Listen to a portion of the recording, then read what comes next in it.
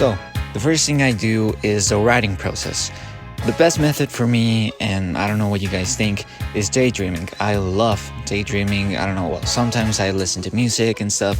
Sometimes I have an idea for a scene or that I think it would be cool, and then I try to see a way that I can make it work and incorporating in the series. If not, then maybe I can use it for another project. Then when I have a clear idea of what I want to write on that specific episode, I start writing different scenes, things that would work, things that may not work, and then it's when I start the writing process. And sometimes when I'm writing a scene or something, I sometimes get distracted. I start to dance or to daydream again, but it's because I want to get a little bit of inspiration and write something that is actually good. And this also happens when I'm editing. I'm searching for some sound effects to put on a scene, and then sometimes you want to bust a move while you're editing, and it's for inspiration purposes for me. I don't know what the hell I'm saying. So for every single episode, I get inspiration from a lot of places. Like, for example, when I see a cool art on Instagram, or when I stumble upon a scene from some movie, from some TV, for some short film, or whatever it is that I think it looks cool, then I want to grab a little bit of that and put it on the chapter or in the script, and make it my own way, but also having respect from the original media that I grabbed it. For the writing, I use arc writing in my phone. Yes, I know that is not the correct way to write a script. The reason is that my computer is dead. Literally. It no longer turns on, and that was a place where I wrote my scripts. But I spent all day on my phone, and it was not that hard to get used to writing on my phone. And then when I finished the script, I exported to Google Drive, as you can see right here. That's where all the pages are. And by the time I export it to Drive, I have an idea on how long the episode will last. Then I send the script to my buddy, the co-writer, who is a co-writer for the series. And after I send the script, I ask him what did he think, and he starts giving me notes on what he liked and what he thinks a character should say, what character should we introduce on the next episodes, if there's something that he didn't like and wants me to change it, and all that jazz. And why the fuck are you wasting my 2 precious hours with your movie? And by the time he finishes giving me the notes, then I can send the script to the other voice actors.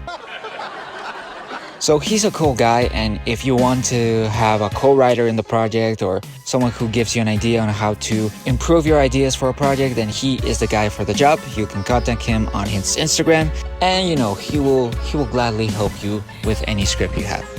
Now for the drawings. First, I take pictures of my action figures, making all of the poses that I want a character to do. Then after taking photos of every single thing I want an action figure to do, then I draw them with pencil, as you can see right here on the screen. Then after all of that, I trace every single drawing with a pen. The moment I do it with a pen, that is a perfect time for me that I can add all of the small details that I want. If there was a drawing that I did with pencil, but I didn't like the face a lot, I didn't like, a specific area for some reason that I thought looked weird, then I modify it with a pen. Then after tracing all of the drawings with the pen, I color every single one of them.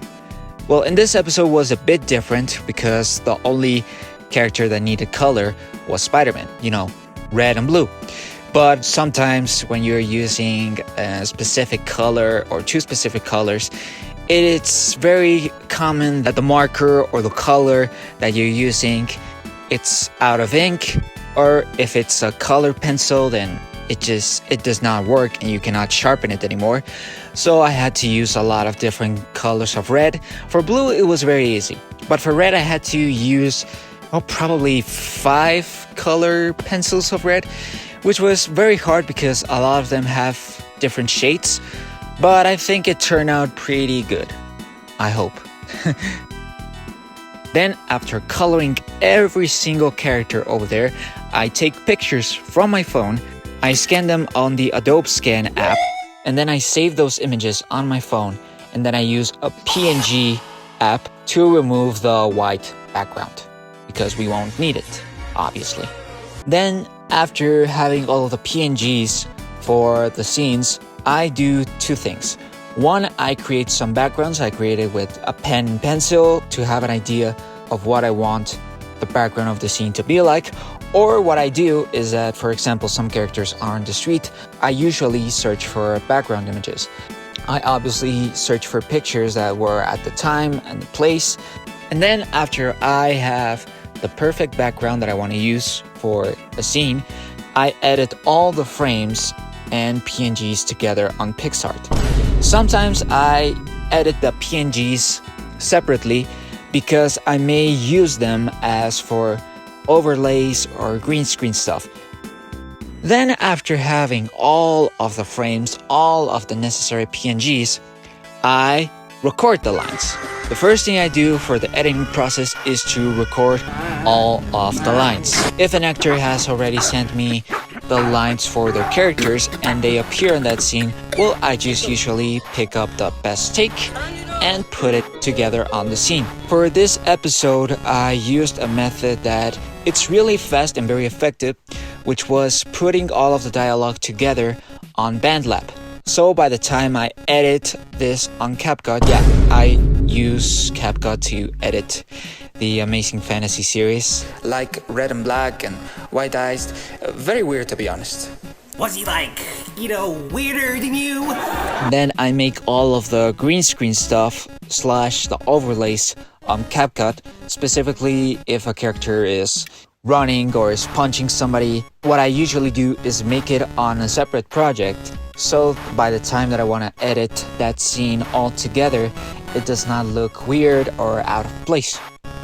Then I sync the frames with the audios that I edited on BandLab, and then I add all of the necessary effects, whether it's an overlay green screen thing that I need, or by adding different elements that I draw or whatever it is.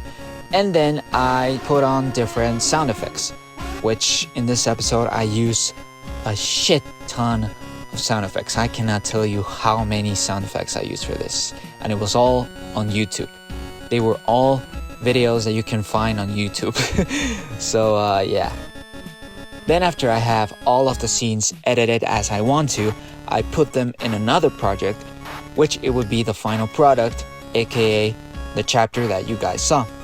I put all of the scenes in correct order. I extract the audio and mix it with another scene if I want to make a clean transition. Check all of the previous scenes if there is something missing, if there is something that I want to add, etc, etc, etc. And after all of that, you can export it, create the thumbnail, you create the poster, and then you export it on YouTube, and then you schedule the premiere, and there you go. There you have the finished chapter. So this is the same process I do with all of the chapters. So I hope and I pray that you guys won't ask me again, how do I make every single one of these things? This is a definite video of how I do it. This is probably the worst making of video you have ever seen, but this is the easiest and quickest way I could explain 4 months of hard working. So you have this video if you are wondering, how do I make all of this stuff? And if someone who already saw this video ask me how I did something that you will see in future chapters, I'm going to redirect them to this video and I'm gonna say to their faces, "Shut up, bitch!" So yeah, I know that this video is not perfect. I know that the chapters that I've uploaded so far are not perfect. You may think it might have not been a lot of work, but I hope you guys enjoyed. I hope you guys learned something new. I hope this video has inspired you to make your own Spider-Man projects, even though if you've seen that it takes a long time to do this. But if you're willing to take the risk, then go ahead. You can see all of the 5 chapters from Amazing Fantasy right now available on YouTube or on my channel. You can check it out on a playlist. Although chapter 1 and 2 are gonna be remastered probably next year, and they are not canon anymore, so you can watch chapter 3 to 5. Please watch chapter 3. I think that is the most underrated shit I've ever done. And if you have finished watching all of the chapters, well, let me know what you think, alright? For example, let's ask my dad what he thinks about it. Hey, Dad, what do you think about the Amazing Fantasy series? That shit is fucking trash, dog. Get the fuck off the airwaves. All right, goodbye.